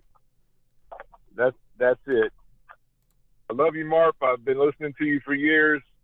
I've been listening to you since the days when you interviewed the FEMA guy. You guys have come a long way, and y'all are doing a heck of a job, man. And you got a nice community going. Well, thank you, Eric. Yeah, again, I'm sorry, Mitchell. I was thinking about the book we were just had up on screen. Mitchell, thank you so much for calling in, and God bless you, and I appreciate you, man. All right, appreciate you, Marf. Later. All right, thank you. And yeah, look at the chat after that. I saw a few people over on. I saw a few people even say they are normally against it, but it's fine. It's like even 10 minutes out of your life listening to somebody else's viewpoint. Do it. Just do it. Start saying yes to everything. Start saying yes to just hearing. And maybe you'll never ever go the direction that person is going, but it doesn't hurt. It does not hurt. Everybody is so impatient now that they can't stand listening to something that goes against what they do. Or if it's not absolutely great for them, they're out of there. They're just gone. It will help you, even just to be around other people that have opposite views. It's not always fun. It is definitely not fun. Especially arguing with people that you have as close friends about things and you both think you're right. It's not fun. But we got to get past that training of the culture, training us to divide ourselves. We're more powerful together. So no matter what your belief is, I want you to be welcome here. At the same time, it's not like the whole The one thing that pisses me off about inclusivity and diversity is that they don't actually care about it. They don't care about they will say that, but then Christians are the only ones it's okay to just kind of throw under the bus. And I think most atheists even see this too, where now on TikTok they have all these videos saying that Christianity is basically white supremacy and Christian supremacy. They've actually made a word that substitutes that. I don't think they know truly. There's so many different kinds of Christians. There's I don't get that. If you're going to protect religion, protect all religions, period. If you're going to protect people, protect all people. If somebody wants to do something with their adult life, we should have freedom of speech, freedom of whatever it is, as long as it doesn't affect other people.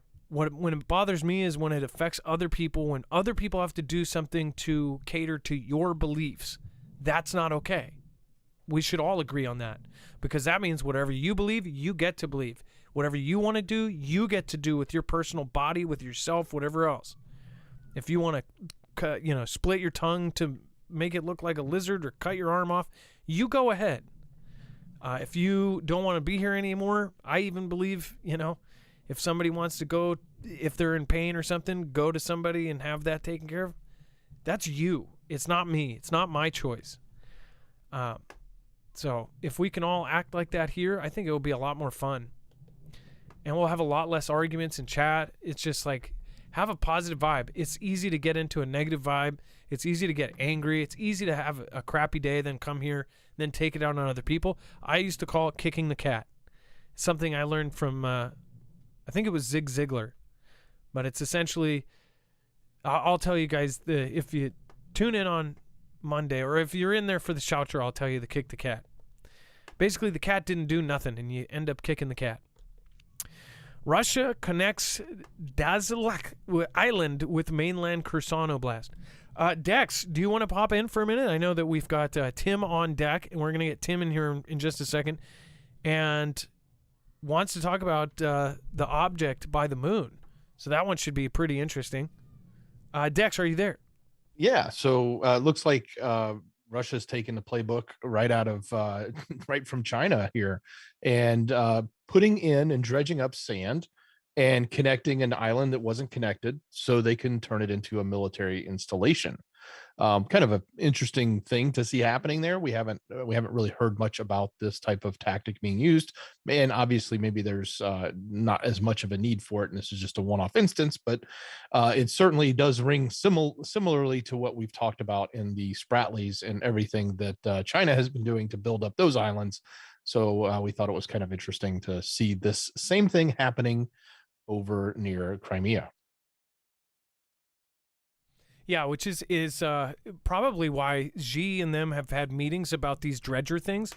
Xi is working on these dredgers, and he's apparently doubling the speed of which they can turn basically open ocean into an island.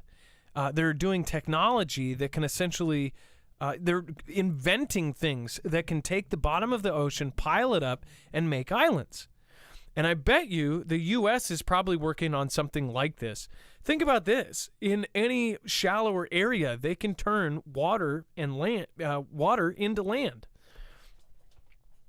You would think, though, if you did this enough, that you would, wouldn't that displace water and raise the sea level or something?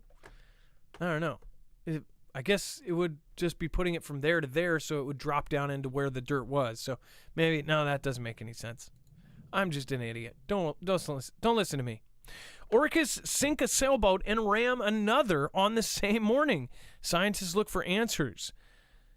I personally think that animals are going crazy all over the world.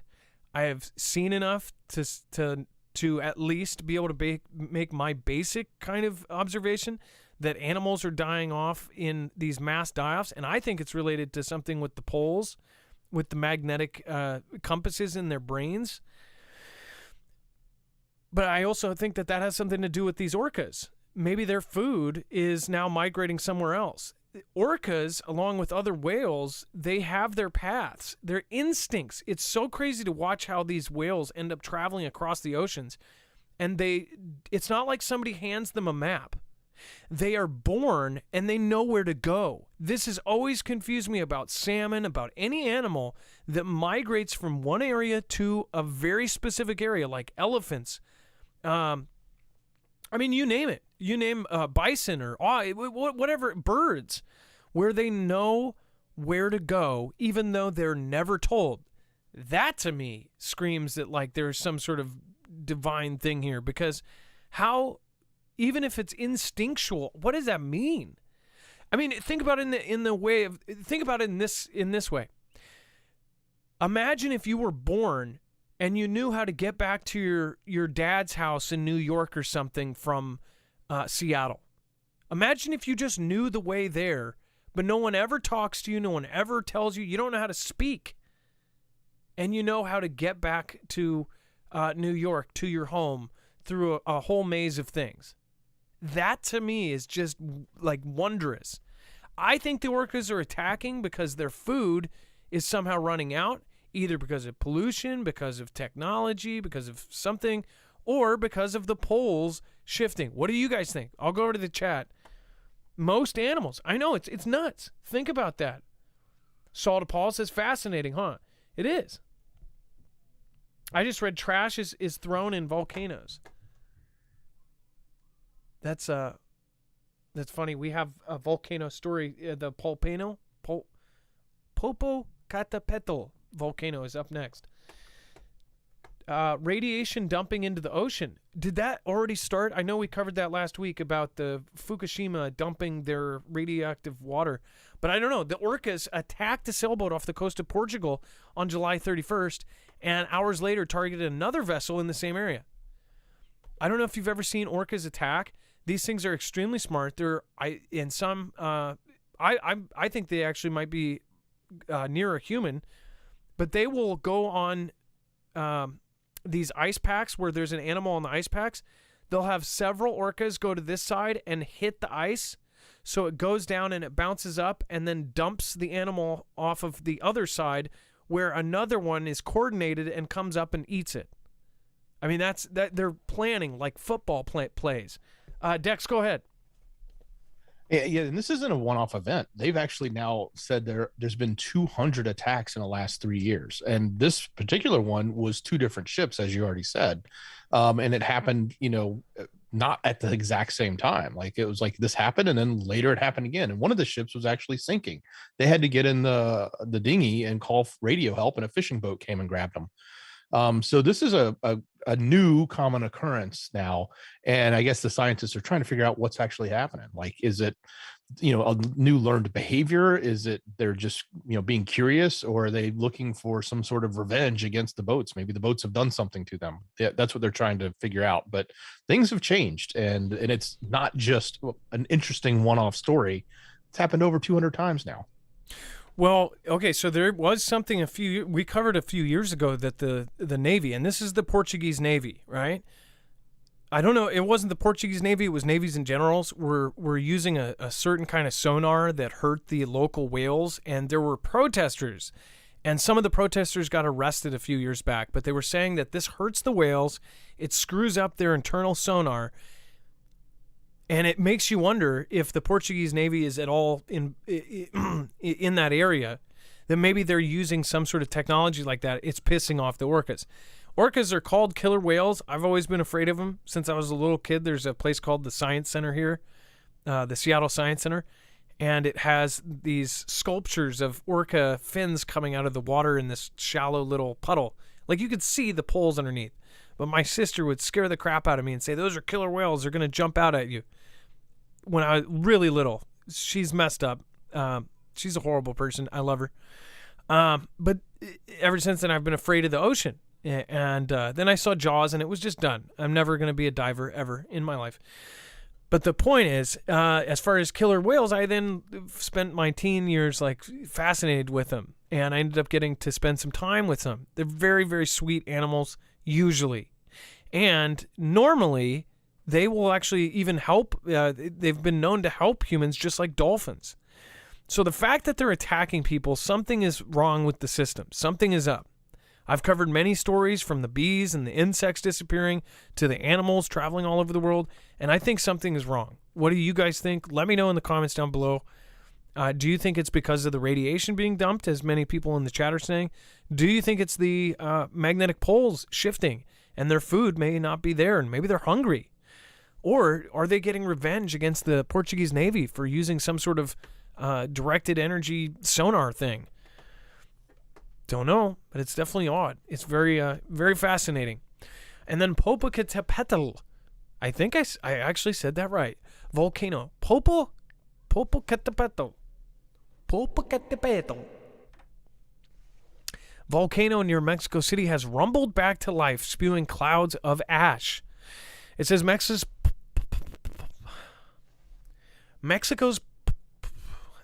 It's just like I forgot it. Mexico's Popocatépetl. Popocatépetl. I have to say it like. Popocatépetl. Popocatépetl. Okay, we'll just call it Popo. Mexico's Popo volcano rumbled back to life this week, belching out towering clouds of ash that forced 11 villages to cancel school sessions. The residents weren't the only ones keeping a close eye on the towering peak. Every time there was a sigh, a tick, or heave in the Popocatépetl, there was dozens of scientists, a network of sensors and cameras, and a room full of powerful equipment watching its every move. The 18,000 nearly foot volcano from IKEA, known affectionately as El Popo. Oh, literally, they call it El Popo. El Popo. Jeez.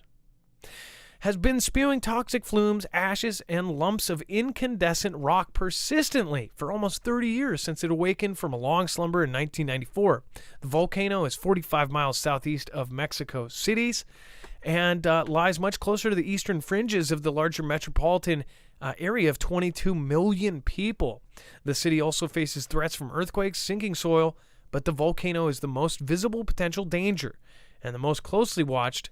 A severe eruption could cut off air traffic or smother the city in clouds of choking ash. Ringed around its summit are 6 cameras, a thermal imaging device, and 12 seismological monitoring stations that operate 24 hours a day, all reporting back to an equipment-filled command. 13 scientists from a multidisciplinary team take turns manning the command center around the clock. Being able to warn of an impending ash cloud is key because people can take precautions. Unlike earthquakes, warning times can be longer for the volcano, and in general, the peak is more predictable. On a recent day, researcher Paulino Alonso made the rounds checking the readings at command center run by Mexico's National Disaster Prevention Center, known by its initials as CONAPRED. And it says it's complex task that involves seismographs that measure the volcano's internal trembling, which could indicate that hot rock and gas is moving up the vents. So they might actually be able to be able to warn people. It says, how do you explain all of this 25 million non-experts living within a 62-mile radius who have grown so used to living near the volcano? It says authorities came up with the simple idea of a volcano warning stoplight with 3 colors, green for safe, yellow for alert, and red for danger. So they've made one of the first stoplights, basically green for go, red for get the hell out of there. Dex, let's get Tim on. And again, Tim is our next caller. This is pretty interesting to say the least. Before we do, make sure to go over and check out marfooglenews.com/EMP. You can actually protect your cars, your trucks, and any other device against an EMP. If you want your car to run, to be able to bug out, or to get home to bug in after an EMP, you would want to wire one of these in. They now have the EMP Shield Micro. It's about 1/3 of the size and all of the same protection. So you can essentially wire it into much smaller devices, much smaller things. And again, it's all of the same stuff packed into a smaller package. Go to marfooglenews.com/EMP. You can protect your motorcycles, boats, cars, anything else from also CMEs. When we have the next Carrington level event, which is a when, this will protect you. It also works on generators. This is something that you need to get before the event happens, not after. So it won't fix a fried device. It will prevent it. You can also get it for your home, solar system, and RVs and vans. So Go check it out, marfooglenews.com/EMP for $50 off per device, and you'll be helping our channel grow at the same time. Again, marfooglenews.com/EMP. Thank you in advance. Dex, Tim, you are live on Marfoogle News. Adam, give me one more second. We had a technical issue. Okay, no problem. Well, he's going over that. Thank you, new members, and I saw a couple there. Thank you. Let's see here. Thank you guys, everybody over on DLive. Thank you for the glory of Christ, Hammer Guy, Beer Juice, Skyhouse. We have so many opposite ends of the spectrum, like for the glory of Christ and Beer Juice. I think that's pretty funny, actually. Amanda Baker, thank you, King's Child, Guns, Baby Guns. Bobby Sufry, hey, thanks for getting your badge. You've been here a long time, so thank you. Zushi Katamoto Shift, thank you. Warren G, oh, every time I see it, it makes me laugh. Warren G, Chosen One, Sapphire, Tree Hookers, and One Up Shelf LLC, thank you. Chris G, Texas Twister, Peter Kukowski, WIS Jen, Force User, Be Real Beast, and Denise Hahn. Thank you. Okay, Dex, let's do we have Tim? Tim, you're live on Marfoogle News. Hello. All right, Tim. So what's up with Can you hear me? the moon? Yeah, we got you. Well, actually, the first thing I have to say, and I didn't tell Dex this, but I just wanted to thank Mitchell for what he said and what he was trying to convey. In every language and every religion, it all boils down to the truth. And I just wanted to say he did a wonderful job of expressing himself. And I'll let that go. Yeah, But, well, it's a hard wondering thing to do. about the moon. It's a hard thing to do Well, when no, I you know just there's wanted to- people when you know there's people that are frustrated by it. He did an even better job of putting that out there. I think it's really actually cool. I thought it was story. I thought it was brilliant. I thought it was brilliant. Before you go, there might be a delay here, so just want to make sure to turn your TV off if you're watching on a TV. I just want to say, I'm not. Even if you're not a believer, you are. Most believers have one of those experiences, or they have the moment where that happened to them. I have my own. I keep it pretty close to my heart, but yeah. Anyways, but go on. No, I was trying to say that Mitchell, I wanted to give him an amen. I agreed with everything that he said. I just hope that it could be transposed to every religion and vocal point. Other than that, I was just wondering, I'm looking at the moon and the pictures that you took, and I'm seeing these incredibly large crafts over the curve of the moon. These things are far beyond our capacity of what we know. Does anybody in the fam know how big that would be in comparison to being on the moon? Are you talking about the images from the potential video, the video that everybody's talking about? Yes, sir. I don't. The moon's about a couple 100,000, now I'll have to look it up. Dex is the good one at that. Dex, do you want to see how big the moon is diameter wise? I bet we could roughly figure it out by how big it would have to be 2 or 3 miles across.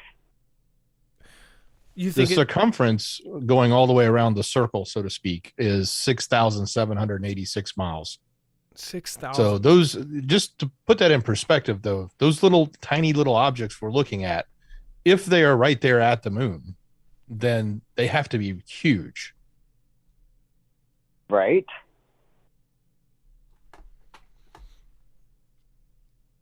And it would have and to then be, what they're dropping down onto the planet would be huge too. And it would be one object launching the other, so it's like a release, kind of like a almost like it looks like they're both the same size. No, it's like terraforming. I don't know. It's just when I saw it, it was like, my God, that's got to be bigger than the pyramid. I mean, that's like miles large. Well, that's why people think it may be faked. Did you end up going over and seeing the original video? It's very hard for a regular person to go, Actually, that's no. fake. Adam, I didn't do that. Actually, when I got on the phone and tried to call in, I just kind of stopped it because I didn't want to have the feedback.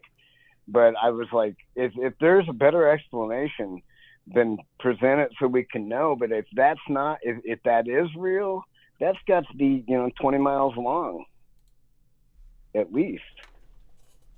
Well, right, Dex? Yeah, I don't know the math on the size, but it's pretty big if that's the scale.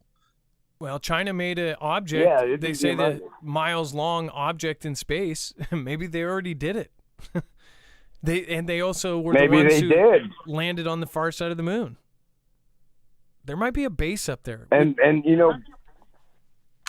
then we can get into the whole different conversations. And my wife told me now I'm not allowed to do that tonight. So, but it's humongous. And there's other things out there we don't know. And the other side, it could all be a hologram.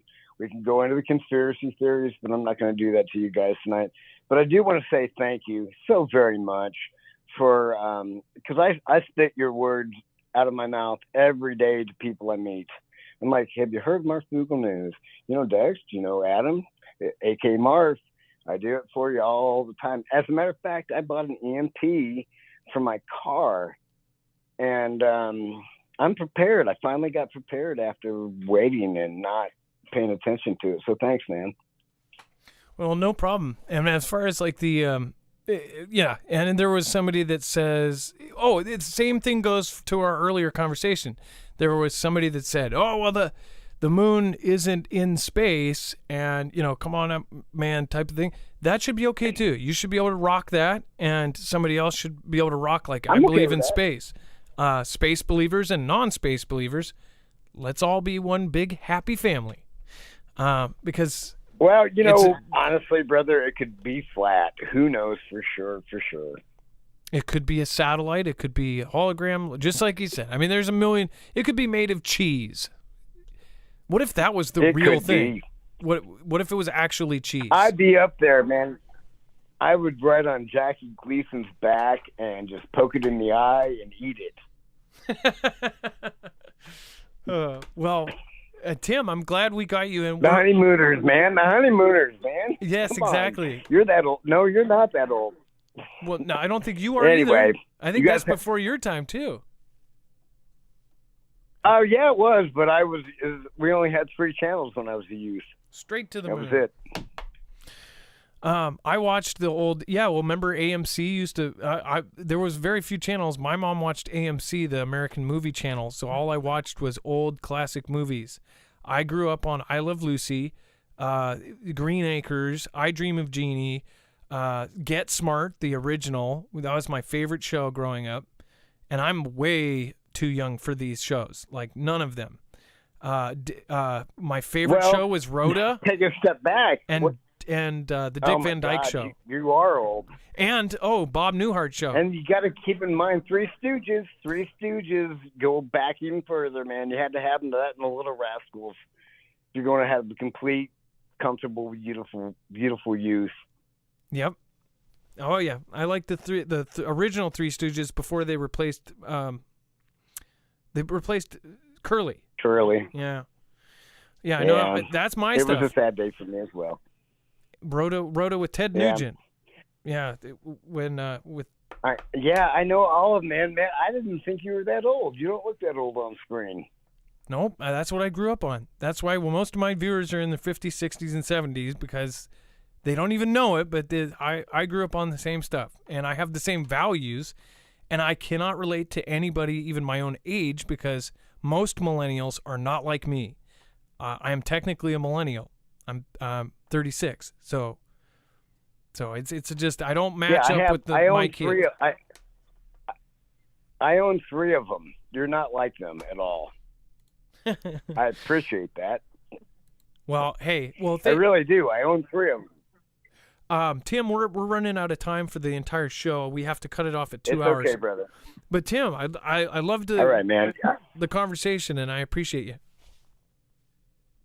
All right. I appreciate you and Dex as well. And I want to throw a shout out to your families, both your families, and then one more person. I have a grandchild on the way, and I don't know for sure what his name is, so I just want to call him Baby Woodson. Don't know if I get away with that, but if I can't, you can edit it. But I just wanted the world to know that I'm fixing to be that grandpa. Well, congratulations. It's one of the best things ever. I have 4 grandchildren. No, I'm just kidding. Right. Just kidding. I didn't think so. I know. But anyway, thank you to you and everything that you do and everybody that's involved with what you do. I know that it takes away from your everything to be everything that you are here. So I appreciate you very much, both you and Dex, very much, so much. And I'm not the only one, man. There's people all around the world. I am spreading the word locally, and they're starting to give them feedback. They're not. They won't call in for a minute. They won't probably listen until I force feed it down their throats for a minute. And I don't even have to. Once they hear it the first time, they kind of go, well, wait a minute. And wait a minute, and then wait a minute, wait, okay. So, good job. That's all I'm saying, man. Well, Tim, thank you so much, and okay. I was so glad to meet you. It was nice to meet you guys too, and I would like to. I have some UFO footage for my backyard, and I wasn't going to bring that up, but I didn't know how to upload it, but I know how to do it now, so I'll send that to you shortly. And I'll send you day pictures, night pictures, and you can make the comparison. Because I don't want to say it's alien. I just don't know what it is. You know what I mean? I have no clue. All right. Well, Tim, I'm glad that Dex explained to you how the Play My Video works. It's very easy. And again, we'll probably, next show, we'll put it on a list. We got to explain to people how that works, because I would love to get more videos. Tim, thank you so much. Again, you'll get a lot more videos. Thank you, man. I appreciate you, Marv. I don't know if I'm supposed to call you Adam or Mr. Adam or Marv or whatever, but you can call me anytime at 224-400-MARV. I will. All right, thank you. Good job. All right, you too. Watch, he will actually call me anytime. Adam, I don't care. I don't care what you guys call me. Everybody calls me Marf. It happened. It wasn't supposed to, but I got used to it. People yell Marf at me in the streets. They're Marf. But you know what the good thing is if they say Marf, I know exactly, like right away I know, oh, they've watched the show. Dex, let's go over the web only. If they say Adam, it just, oh, hey, Adam. I don't, there's a million Adams. So, but if they say Marf, I know right away. And it's always the same Marf. It's never like, hello, Marf. It's Marf, which is really a cool thing. Except for when you're doing a live video in your car and they're standing in front of your car with a cardboard sign saying, I'm not a stalker. That happened. And it was a cool guy, but it scared the crap out of me. You guys, and I actually went live with him and I put him on the show, but I was literally sitting in there and there was the tiniest little corner of a building in my rear view mirror in the back window. And it was an indescript corner. It was a regular like shopping center with just a little corner of like stucco. And this person worked at Foot Locker and recognized the corner of the mall or whatever the strip mall he was working in at the building. And there was a little tiny descriptor. And he rushed out of work. He said, can I have the day off? Came out. And then he did a cardboard sign and stood. So I'm live with the camera in front of me and I look and he's there with a cardboard sign saying, it was something funny. It was like, hey, Marf, don't worry, not a stalker, or totally not a stalker or something, and standing outside my car. I mean, it was pretty funny. I ended up giving him a silver dollar. I had 2 silver dollars, and I gave him one of them. So I hope he kept it. I hope you're still watching somewhere. All right, and then Dex, let's go over the web only real quick. We've got a lot of crazy stuff there. Yeah, we sure do. So head over to marfooglenews.com, click on the thumbnail for the show, or open up that show notes link. It's down below in the description. I'll take you right here to the page with all the news that we just covered. We also have all the caller information, but we have this one section here called Overflow. This is where the rest of the story happens. So lots going on. We've got coverage around what's happening with the debt ceiling. I know that is going to be on the brink, and then probably next month they're projecting.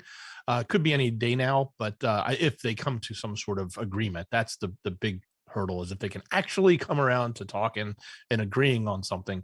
Obviously, the politics is really weighing here, and neither side really wants to give in. So that's being covered. There's lots happening there. We do have the rest of the story around UKR.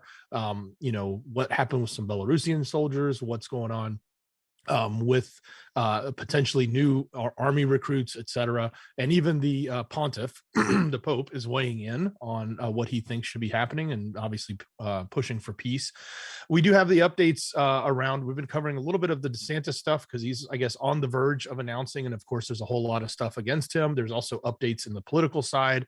Even our current president took a stumble on the steps, but it was nothing like we've seen in the past. You probably wouldn't even notice it. But he did have a little trip on his way to the G7 meeting. AJ is in the news, Tesla in the news, and even another company, Apple, is banning ChatGPT for fear of data leaks. So that is in the news. And another executive has come out. Peter Thiel is the latest billionaire to say he has actually met EpiPen. So that's in the news. That and so much more. It's on our website. Go over to marfooglenews.com. Click on the thumbnail for the show, or open up that show notes link down below in the description. It'll take you right here. Yeah, the whole Disneyland thing. Disney has just really gone to crap. That whole thing. It's crazy. There's like no. Yeah, I'll just leave it at that. I loved the old Disney classics. They had so much greatness. Not so much about the new ones, and not even like specific ones. It's like just in general, they're so politically correct now. It's crazy. Thank you everybody for calling in tonight. Thank you, Tim. Thank you, Mitchell. Thank you.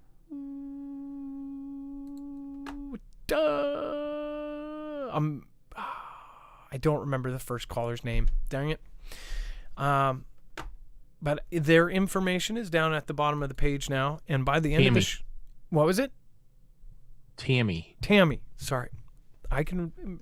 If I meet a bunch of people in a room, I can remember everybody's name after about 4 days. But if I meet one person and then I meet two more, I will forget the first one, and then so on. I can remember about two people at the same time. And the older I get, the worse it gets. And I call my kids the wrong names all the time. All right. Dex, thank you. And now it is time for a shoutro. It's not an outro. It's not a shout out. It's a shoutro.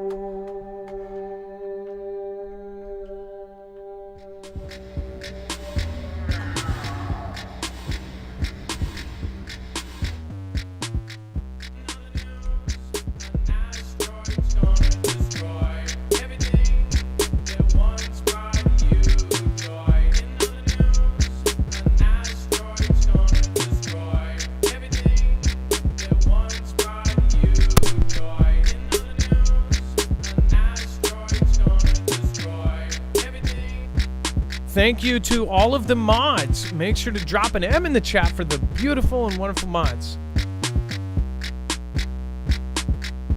Okay, kick the cat.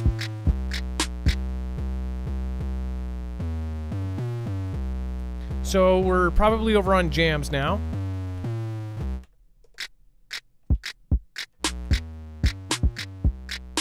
So kick the cat.